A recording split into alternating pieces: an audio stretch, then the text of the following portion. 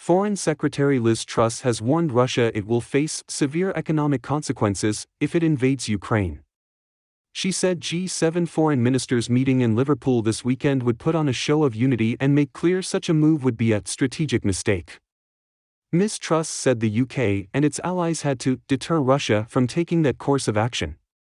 Tensions are growing as Moscow amasses troops on Ukraine's border, but the Kremlin has denied it plans to invade. Reiterating previous warnings from the US and its allies, Ms. Truss said the G7 are going to absolutely be strong in our stance against aggression, with respect to Ukraine. She added, if Russia were to take that action, it would be a strategic mistake, and there will be severe consequences for Russia. And what we're doing this weekend is working with like-minded allies to spell that out. Ukraine shares borders with both the EU and Russia, but as a former Soviet republic it has deep social and cultural ties with Russia.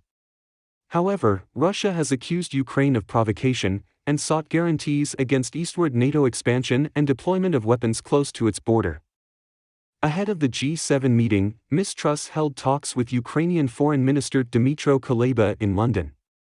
Asked if she could rule out a military response to Russian aggression, Ms. Truss said the UK was working with Ukraine on defense and security capability. We are providing them with support, she said. We are also working to help them with their energy resilience. So they're not solely dependent on Russian energy supplies. And that is the way ultimately that we will help support Ukraine. Ms. Truss said the UK and EU were trying to ensure Western economies were less dependent on Russian energy.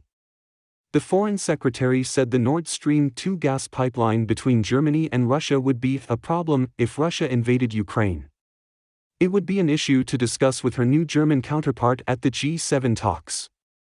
Ms. Truss said, we absolutely need to reduce dependence on Russian gas and energy. And this should be part of an overall strategy of reducing dependence on non-market economies, reducing dependence on malign actors, and making sure that the free world is able to have that strategic independence it needs to survive and thrive. U.S. President Joe Biden and Russian President Vladimir Putin on Tuesday held a virtual summit aimed at reducing tensions in the region. Mr. Biden said he had made it clear to Mr. Putin that there would be economic consequences like none he's ever seen if he invaded Ukraine.